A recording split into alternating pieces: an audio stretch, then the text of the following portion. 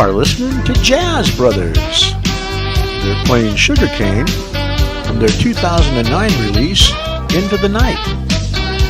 This track and all the other music you'll hear on the show today are my original compositions. So I hope you like them.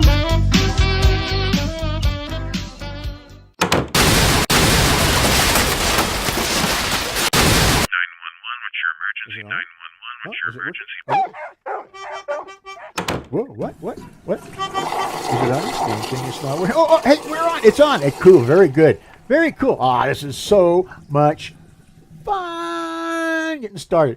Okay, yeah. I'm an independent musician and creative type that practices, pun intended, here in beautiful Bend, Oregon. Jazz capital of at least Central Oregon, but okay, yeah, jazz capital, all right. But it's certainly not Los Angeles or New York by any means. But I am just looking out the window right now and watching the local deer family as they mosey on through my yard, nibbling on some of my shrubbery. So while it's not New York, Los Angeles, Chicago, Kansas City, New Orleans, we are swinging hard right here in Bend, Oregon. Yeah, not the places you would expect, like, of course, they've got some jazz happening in Eugene and in Portland, the places you would expect. But I'll tell you what, per capita, there's more jazz been going on in Bend for the last 8 years that I personally know of than either of those places combined.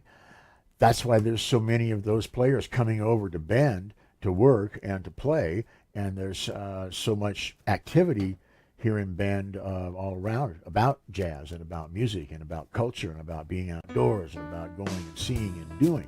And great, this little thing just came loose here.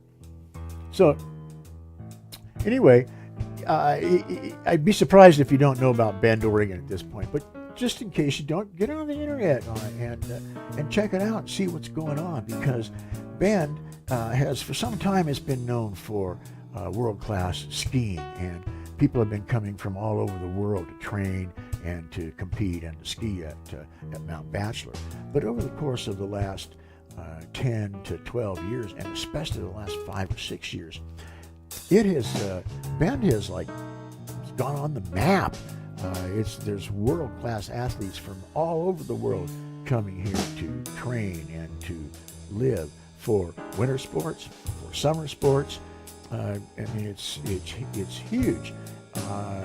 Breweries and beer has taken off incredibly, and Bend is world known for, I think there's 34 or 37 different breweries here in Bend that are craft breweries that are distributing all over the world.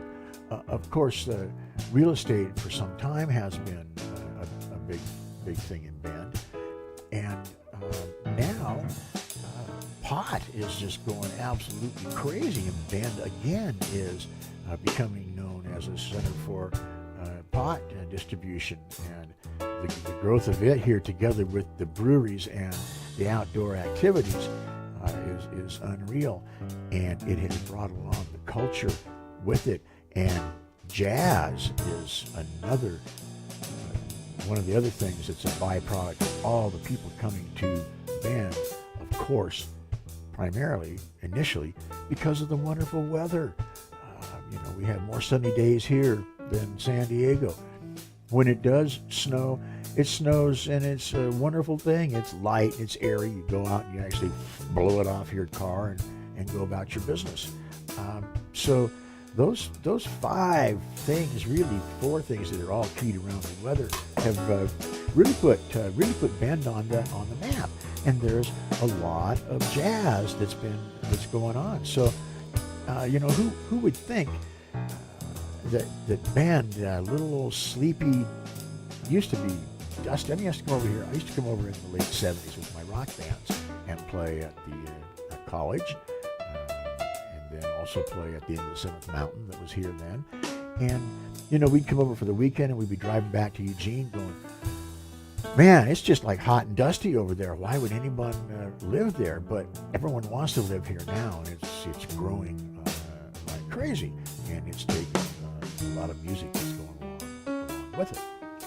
And that means there's also a lot of families that are interested in having their young people learn how to play music, and specifically jazz. So, you know, who would have ever thought that I'd be able to sit here and I was going to make a list, but I thought, man, if I can't just remember the top jazz artists that have been here in the last 8 to 10 years, because I've been able to interact with a very large portion of them in terms of doing workshops with them at the Oxford Hotel. You know, they'll come to do a concert at the Oxford on a Friday night. We'll do a workshop on Saturday. They'll play again Saturday night. And these workshops have really taken on a whole life of their own. They've grown. They've fostered a whole jazz music education attitude sponsored by Broadband by the Oxford Hotel, with the jazz series going on at the Oxford, and then the one that was at the River House. There was an awful lot of jazz being played and performed by world-class artists. So in Little Bend, we've had the opportunity to hear world-class artists like Benny Green, Regina Carter,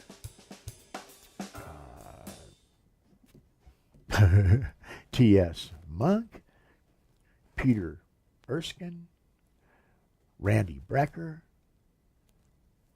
Arturo O'Farrell, Jeremy Pelt, Diana Shure, and many more.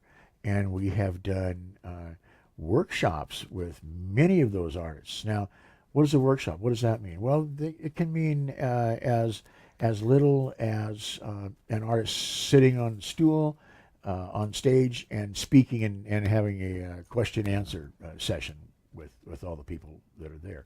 Or it could be as much as Tom Scott. When Tom Scott, we did a workshop with Tom Scott, and he insisted upon having his entire band come to perform and demonstrate and do sectionals. So the sax player he went and worked with the sax players. Rhythm section worked with the rhythm section players that were there. He also brought along with him the phenomenal Josh Nelson, jazz pianist who was just happened to be on a break from being Natalie Cole's musical director at the time. So Josh added a whole other dimension of communication and creativity to that particular workshop.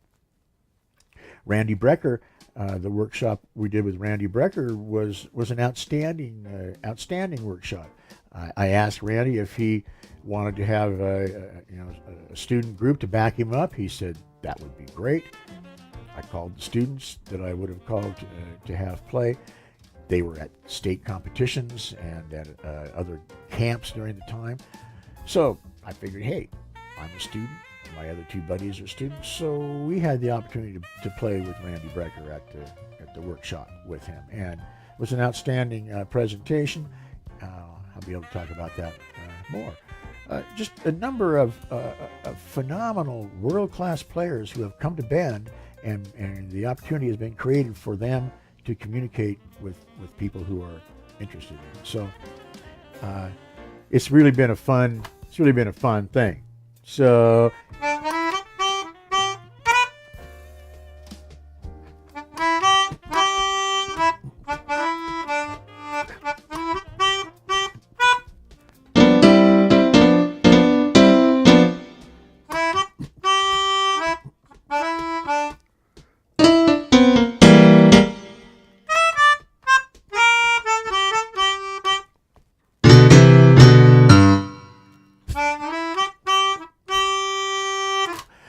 yeah, so I'm sitting out on the deck in the sun. That's why I've got the cap on still and the sunglasses.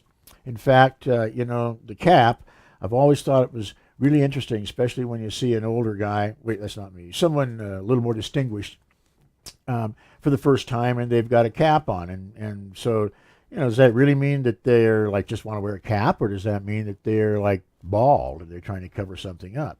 So you can see that I'm not trying to cover anything up because there's like nothing there. But caps are kind of interesting in that I don't really like them a whole bunch because they always make me feel like my head's gotten tighter at some point. Yet when you kind of put them on, it gives you something that you can kind of don a different personality or something. And then the sunglasses, well, it's really, really bright outside.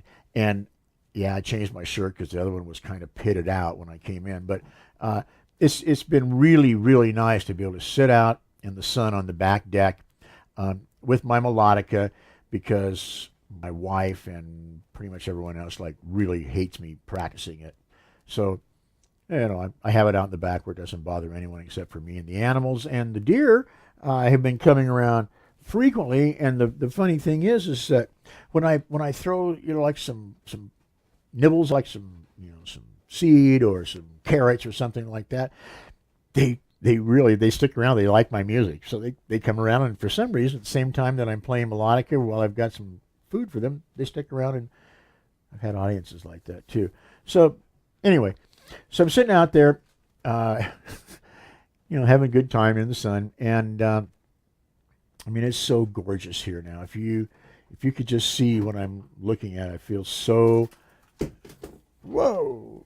What was that? Okay, anyway, I feel so happy to be here and to be playing music in this wonderful place and growing and have as many great students and families to work with. Usually I try not to have more than about 18 or 19 families. Working on, primarily jazz, drums, piano, musicianship, theory, some of those things, and making it fun, having a good time doing it. So anyway, get a call from my son, who is a black belt instructor of Brazilian Jiu-Jitsu at Maui Jiu-Jitsu on Maui, and he says, "Hey, Dad, you should put a podcast together. You're really good at talking to people and telling stories and explaining things, and you know all those people because you've been around for a while, and if you don't want to haul your drums or keys around forever, it's something that an older guy can keep doing, to stay kind of on top of things. And with all those workshops and all the students and the gigs and things that you're doing, you probably have some things that could maybe really help some other people, and other people might be interested in doing. I think it really would be a positive thing to do." So I said, "Yeah, an older guy, or did you mean someone just a little more experienced, a little more mature, possibly? And besides, when I get tired of hauling my drums and keys around, your mom and I will move to Maui, and you can haul them around for me."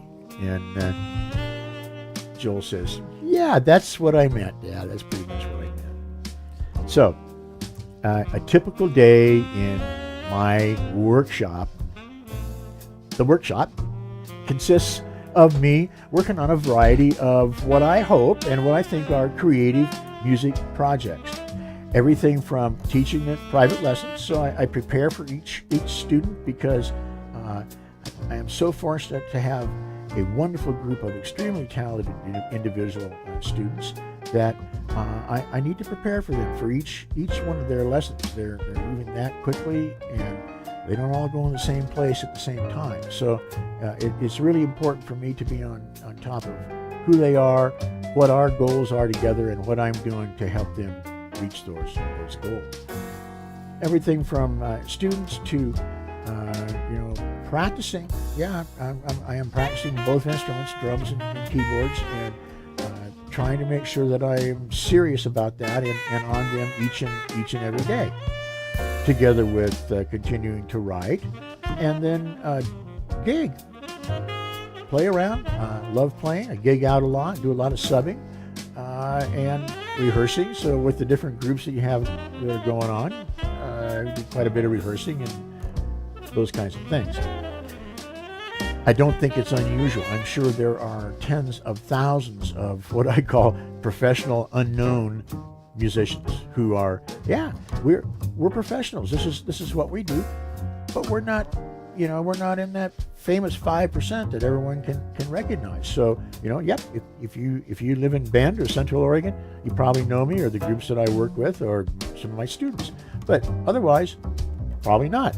And I'm sure there are many, many more of us out there.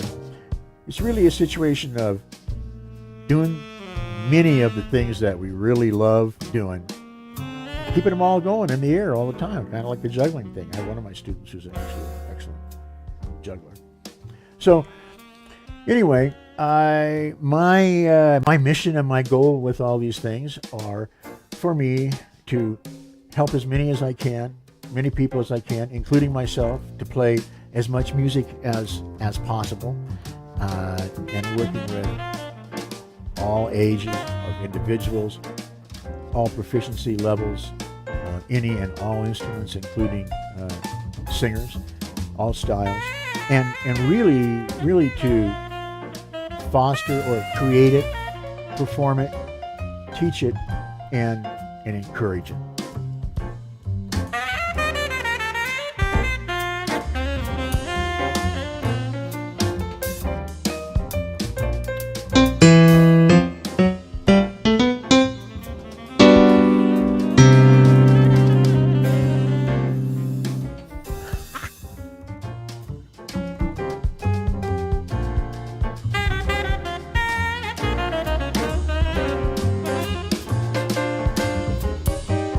All right, so here's the featured track for today's podcast, and it's only fitting that the first track for the first cast should be off of the Laz Jazz CD that I produced with my former student and now my friend, more than a student. He's a freshman at the University of Oregon now, jazz scholarship, and has become extremely fine jazz pianist. And this is a CD that from the CD that I co-produced with Laz Brecker for his graduation project when he graduated back to Portland, 8th grade graduation. So it has some of the finest players on it from both Bend and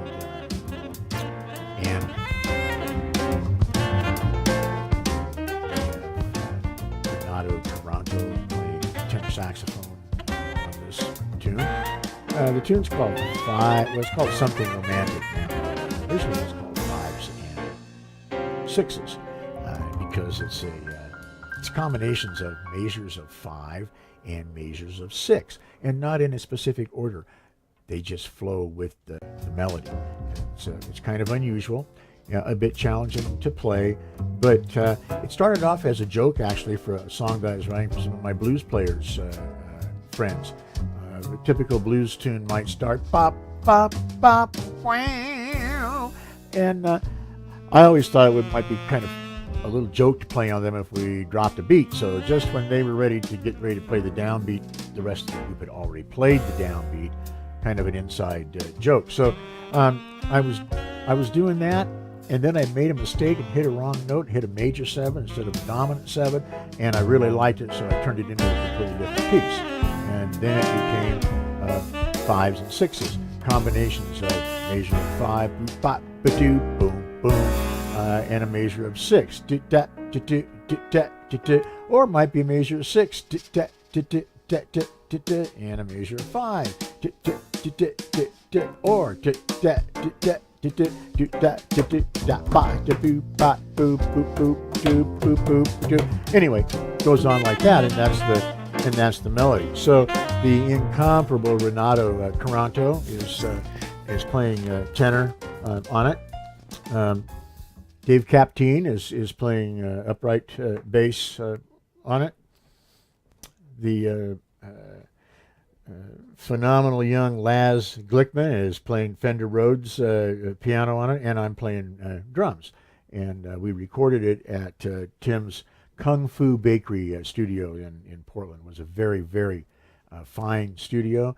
and unusual in that we actually went to the studio, and for the most part, we recorded everything in one session there. One thing that was a bit unique is on some of the tunes, we actually recorded the bass. Joe Plass played bass on some of the tunes here in Bend, and then we emailed those tracks to Portland and overdubbed against them up there. But generally, everything was live in the studio. Turned out really well, and a great project for Laz, and we really enjoyed working on it together. So he continued to study piano. They moved back to Portland. He continued to study piano with Randy Porter, who is a very fine jazz piano player who's based out of Portland and teaches and works from Portland. This microphone's bugging me. And so Randy was here and doing a workshop at the hotel that I was facilitating. So I had a chance to get together with him and talk, of course, about the student that we shared. But more importantly, I had a chance to ask Randy if he might give me a lesson, and we could get together for a piano lesson. And of course, he very graciously agreed to. So we met down at the hotel the next day, and we worked on a couple things for the lesson, and then I asked him if I could play a tune for him. So I played this tune. It was called Fives and Sixes at that time. Played it for him, and he really liked it. And I asked him if he would maybe take a couple minutes and look at it and play it. And so he did, and he played a magnificent version of it. Came up with it on the spot, of course, and it sounded really great. So when we wrapped things up, he says, "George, I like your tune, but," he says, "you shouldn't call it fives and sixes. It's just a little too academic. It's such a beautiful melody and such a beautiful song. You should think of something, call it something romantic, And so afterwards, I thought about it, and so Randy, thank you. We've renamed the song Something Romantic. So I hope you'll enjoy listening to part of the track now, and the song will be played at the end of the podcast, and it'll run out so you can listen to the entire thing then if you'd like to. But here it is. It's called Something Romantic. It's from the Laz Jazz CD of 2014. Again, featured Renato Caranto on tenor saxophone, Laz Glickman on Fender Rhodes piano, Dave Captine on bass, and myself playing drums.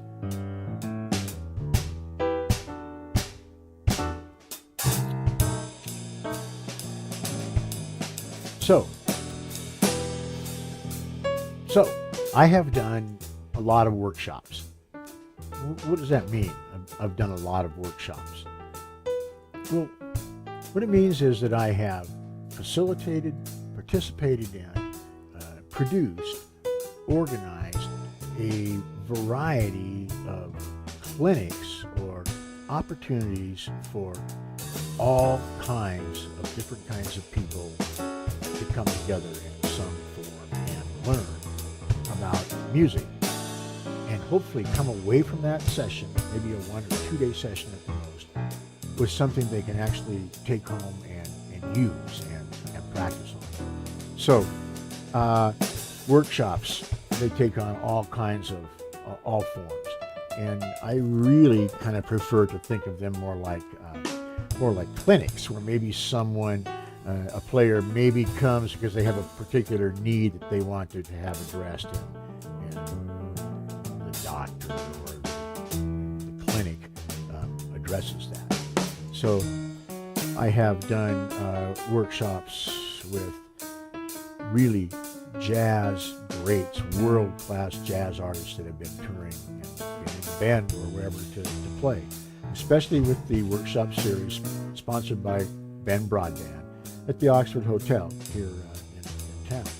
I have been so fortunate to have been able to have done workshops with artists like Arturo O'Farrell, Les McCann, Tom Scott, Randy Brecker, Diana Shore, Mel Brown, Peter Erskine, Lindsay Webster, Reggie Houston, Randy Porter, Brian Blade, Diego Figueiredo, and Karen Allison, many, and I've learned something from each and every one of these artists.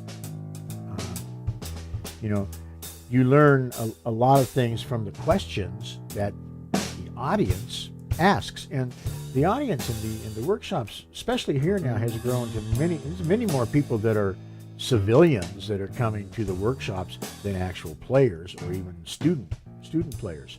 So it's very insightful if you're a professional to kind of stand back and kind of see and listen and hear to what the people are thinking and wanting to know about that you're performing for. And they ask all kinds of different questions. But it seems that coming from the audience, of course it's not going to be quite so technical, but they really seem to be interested in the history and the background that these different artists have had and how they've come to be who they are and what it is that they do. So the audience, what I learned early on is the audience really enjoys I kind of call it the war story section where the artist actually talks about themselves. And in some cases, that winds up being the entire workshop, especially if you have like the Brubeck Brothers, who had a phenomenal workshop. Their dad, Dave Brubeck, of course, is known for pioneering odd meters, particularly 5/4 in jazz. Take 5, boom, boom, that's all comes out of Dave Brubeck, and his two of his sons, Chris and Dan, drummer and bass player, put on a phenomenal workshop, all about odd meters, and it was very, very good. Of course, their family is known, so they were known for that. So the questions at that workshop really pertain to great stories about their dad rehearsing at their house and them taking lessons from the members of their father's group. So very insightful from both sides of the stage. Both the audience, the audience loved it, and then of course the players, and especially drummers interested in odd meters, which was a phenomenal workshop. The same with the T.S. Monk workshop. Thelonious Monk's son, who grew up at home with people like John Coltrane stopping by every day to play with his dad. Elvin Jones coming by to jam. These were the people that they saw every day, and they were used to being around those things. So, audience had some great questions for those people, and of course, they shared some great family experiences that it was like T.S. Monk said, yeah, Thelonious Monk was my dad. I called him Daddy. Like you go, wow, just like a normal, like a regular family. Like he grew up at home. So a lot of great experience that comes out of those things. And after listening to over, maybe as many as 30 or 35, especially different jazz artists doing these workshops, there are several kind of common themes that come out of these shops and from the artists. And I have to say that the number one thing that all of these world-class jazz artists have mentioned is, are you listening? So for young players, what are you listening to? And are you listening to this artist? And if you're a saxophone player, are you listening to the greats? Are you listening to Train? Are you listening to Sonny Rollins? Are you listening to Bird? Are you listening to, on and on and on and on? And by and large, and I've experienced this many times with my students and with my combos and student ensembles that I coach.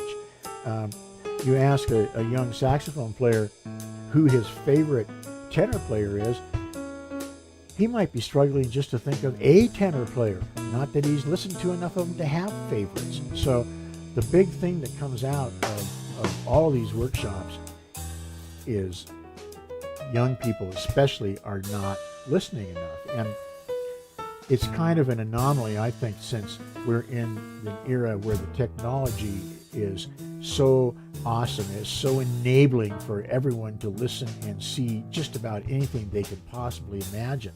But it's not part of the plan right now for younger people. So that has come out of all of these workshops.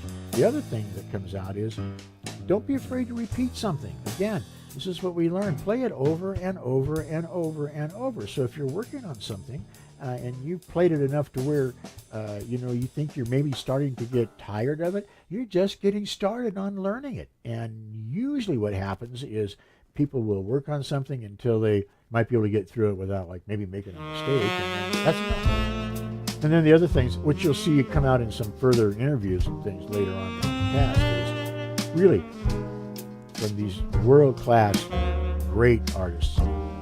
Slow down. Things I'm saying all the time. Slow down. Take your time on these things. Go through them slowly. And then, most importantly, and another reoccurring thing comes along with the listening all the time is, for young people especially, and all of us, be open to all music.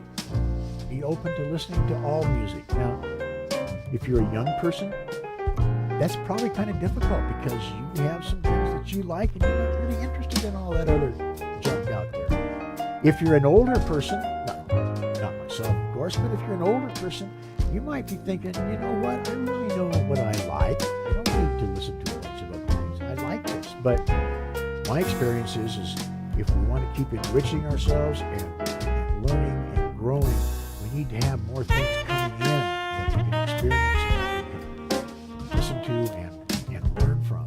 So when I talk about workshops and clinics, camps, I think they're all very, very valuable. I do a number of them. Come out of this workshop, out of the day time you spend with something that you can go home and actually do that the next day. So, a really, really common theme that comes out of these workshops. A number of interviews that I'd like to share with you guys with. Thanks.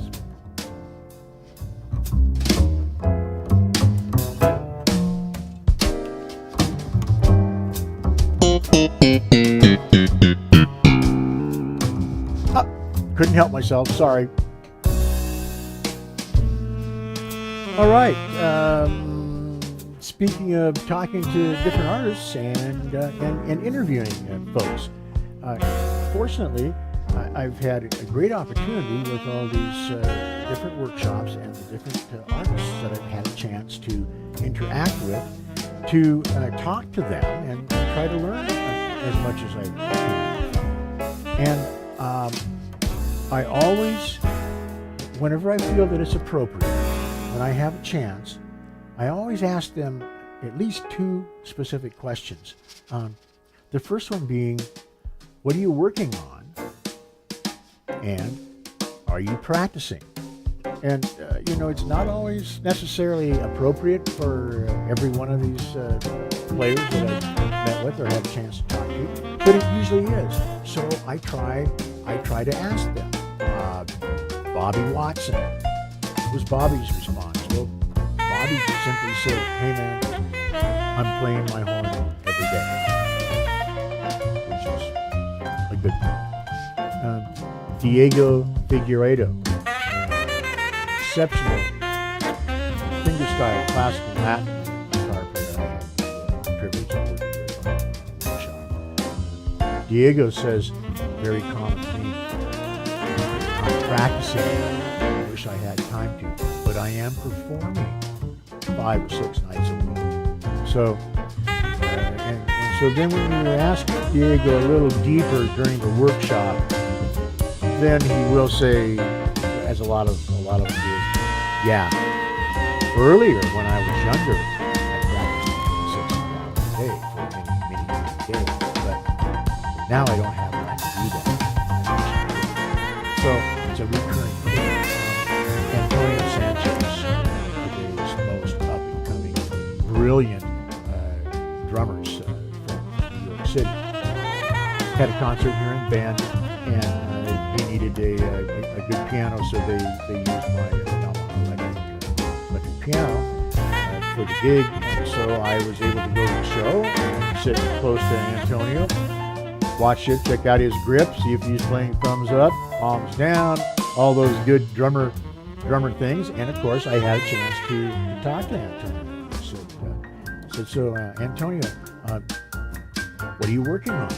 And he says, well, right now, I'm working on preparing the music for our next world tour. I'm the musical director. 3 more dates of this leg, and we go back to New York. So that's all I'm focusing on now, getting music ready for the tour. And I said, well, then how about practicing? And he says, well, I'm not practicing. I wish I would. I wish I could, but I do not have time to practice. However, just got a place in New York that has a basement in the home, and when I'm home on tour, I will be able to set up my drums and actually practice my drums. Because what we don't realize in living in places like Bend, Oregon, is that if you live in New York City or Chicago or even Los Angeles, it's not just as simple as going and playing your drums or practicing. Many people have to live in apartments. They have their instruments stored in storage units. So it's not as simple as going into your bedroom or out to the garage to play your drums and work on things. So that was Antonio's response. Bernard Purdie, arguably the single most recorded drummer in history, and a super nice guy that lives up to his reputation 150%. I had the wonderful opportunity of doing a workshop with Bernard, and I asked Bernard what he was working on and what he was doing, and he said, I have 3 album projects lined up back to back that I'm working on. And I'm not practicing. I never have a chance to practice anymore, but I'm just playing the groove and staying in the groove. And George, by the way, I absolutely love your drum set that you loaned me for the shows. Thank you very much. Bernard got here, hated the drums that they had for him, and so he had heard about my early 80s Gretsch set, so called me up. I loaned him my drums, and he was also so kind as to have one of my students from the workshop get up and sit in with him, C.J. Neary, play some violin with him. So we've actually got a little project that we're working on together. So that's been fun. Really, really nice man. Brian Blade. If you know of Brian, he is, again, one of the very, very top drummers in the world these days. Extremely busy. Brian, I see. I don't even remember who Brian was playing with, but he flew in from New Orleans to play one of the shows at the Oxford, and got in for the sound check Friday. Opened up his gig bag and did not have his bass drum pedal with him. He needed one within about a half hour or 45 minutes. So the producer of the show, Marshall Glickman, called me and he says, George, Brian needs a foot pedal, and do you have one that he could borrow? And I said, well, what kind of pedal is he playing? And he said he would love it if there was a DW chain drive. I don't know what that means, but I said, have one in the garage and I'll bring it down to him. So brought it down to loan it to Brian, and of course that gave me the opportunity to speak with him and develop a bit of a relationship. Again, really, really nice gentleman, wonderful man. I asked him, what are you working on? Are you practicing? Again, Brian Blade, I wish I was practicing. I wish I had time to practice. But when I get home from this tour, I'll have a chance. I'll have 2 or 3 days to set up and my drums and do some practicing. Right now, I'm really just working on execution. So, in other words, Brian Blade at the top of the drumming pyramid is still working on doing what he knows how to do and doing it well.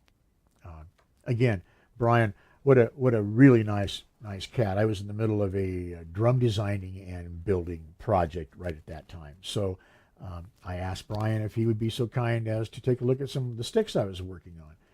He said, I'll be back for another show in your market in 30 days, and if you have some for me, I'd be happy to. So he came back with his own group, the project, I think it was. I'm sorry, Brian, I can't remember what it was. But at the Sisters Folk Festival, went out, met with Brian, took him some sticks, some rather unusual sticks that we've been designing and working on, and he told me, literally, I'm on tour, but I'll be back home in about 120 days, and I'll have a chance to check your sticks out then. So, guys like that are out touring the world, you hear a lot of things from a lot of people, but I tell you what, Brian Blade, what a gentleman. Almost to the day, about 125 days, 130 days later, I get an email from Brian. George, I played the sticks that you left me. You left me 3 pair. The Bowie Long Ride I really like. The second stick I really like. The third one I think another drummer might appreciate more. What a nice way of saying he didn't like those. That's great. So anyway, you get a common theme from the best in the world is that they just don't have time to work on things. So you get the basics going, and here is what you have to stay with. If you're a young player, now is the time to practice. The younger you are, the more time you have to practice, because the better you get and the older you get, the more life takes over, the more responsibilities you have, and the less time you have to practice. So you want to get as much in. If you're serious about being a professional or being serious about playing to the best of your ability, you have to practice and spend as much time as possible on your instrument at an early age. Now, this seems rather obvious because the natural comparison, the greatest analogy, is between our musical instruments, the work on our musical instruments, and athletics and sports. I have a drum student, Stephen, a fine young drummer who is doing very well, who informed me that we were going to need to change our lesson times because, football warm-up practice season is started already, even though it's the beginning of the summer, and he's going to play football next fall in school. Great. So they are doing daily doubles, which means they practice in the morning for an hour and a half, and then they come back and do it again at the end of the day. So I went through the math with Stephen, and what did we come up with? I think we came up with about about 15 hours a week of football practice to be ready to go to play football, and then really put the practice together when the fall starts. And so I asked him, do those 15 hours a week, are those helping you? Those help you quite a bit on your work for your practice? And he goes, oh yeah, helps everybody. So then of course, the question coming was, so how much better you think you'd be on your instrument if you were to do an additional 15 hours a week of practice? Wow, hadn't really thought of it that way, but a lot better. So you might take a look at that, especially young people. Now is your time. Get that instrument inside you now, because later on you'll need it and you won't have time to learn what you don't know then. All right. I am so fortunate to have a number of my students who have gone on to graduate from high school and go on to play music professionally, and many of them have gone on to study at some of the different colleges and universities around the country. Also so happy that they choose to give me a call and get in touch with me when they come home for the summer. And so I asked Christian George, one of my former combo students, who's an exceptional young bassist, who is a music major. Actually, he's just changed his major from music to audio engineering, and he's on a full-ride scholarship at the University of Miami. And Christian was kind enough to come in and to do an interview for me, to do the famous podcast interview that podcasts are so famous for, and George casually forgot to check the audio on. So, well, we have some video. We didn't get the audio. Christian, however, is on his way back to, in fact, he's already started classes again back at the University of Miami. So we had a good interview with some good information that came out of it for young bass players. So I thought maybe I would just try to hit the highlights, and next time I'll make sure the audio works. I asked Christian what was one of the biggest things that was different from what he had anticipated would be when he went to the U of Miami. And he said the number one biggest thing for him was how amazing it was to be totally immersed with all the other people around him were doing nothing but studying and working on music, practicing, studying, learning their instruments, learning theory, and all the other things that go along with it. That I can understand how you could come from a small town like Bend and be in a place that's a very large area and be completely enveloped with it. It's a great thing. The other thing I asked him was, well, what are some of the things about playing that were not what you had anticipated? And what he told me was that there were some absolutely phenomenal bass players, much, much, much better than he felt that he was. Now, I know Christian, and I know how well he plays, so he's a humble cat. And so that means there are some extremely talented young players there. But what Christian said, and this is true in the professional world, yeah, you have to have your chops together and you have to be able to play, but that's not necessarily everything to getting the gig and playing with great people. It's really about having your instrument together and being a nice person that people want to spend some time with. Oh, hey, everyone. Just wanted to say thanks for tuning in, listening or watching, whatever the case may be today. I'm appreciative of that. But also want to take a couple minutes and just say thanks to my many supporters and friends of jazz here in Central Oregon, my sponsors and other folks that are always there to support me and jazz, and especially my friends at the Oxford Hotel, who together with the jazz series that is coming into their 9th year this year, means my 7th year of hosting the workshops there with them. It's been a great relationship and continues to grow. Of course, the folks at Broadband at the River House, Marv and the Notables, Mr. Wagner and Sal Marquez, Joe Rohrbacher at Just Joe's Music, and the Sun River Music Festival, and of course my lovely wife, who is always there, always supportive of me, and always ready for some jazz. So thank you.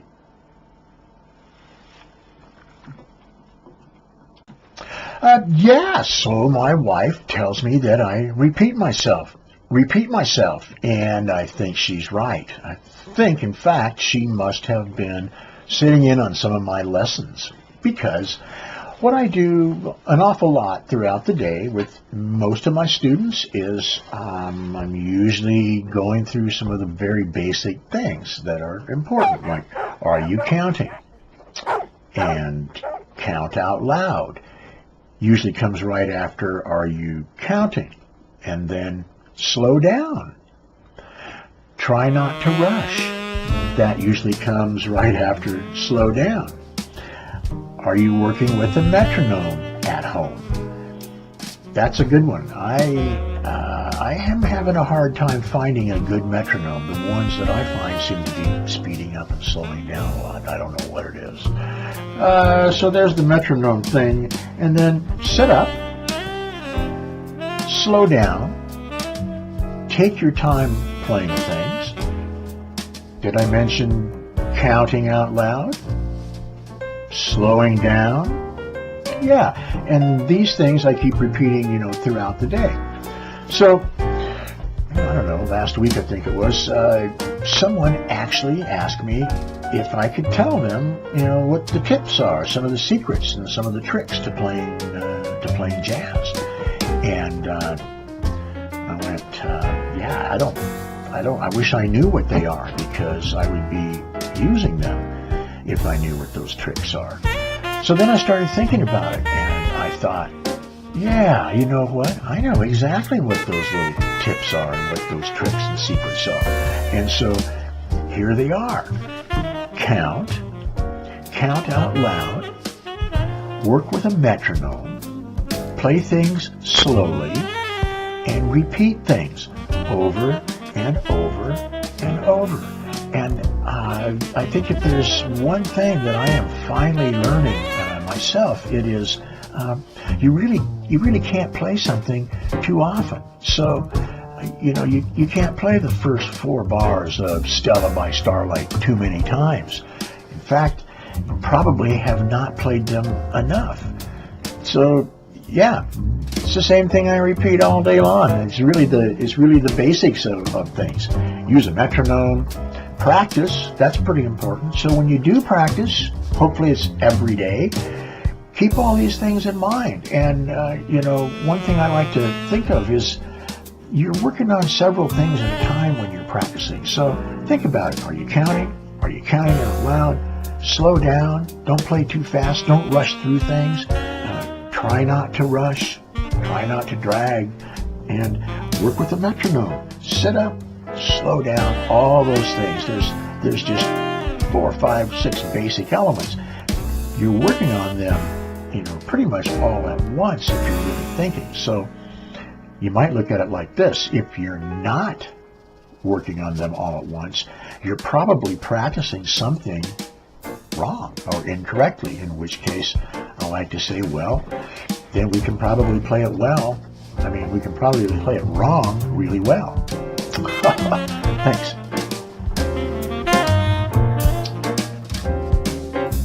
So, until next time, I'll say goodbye to you and to the old dog next door.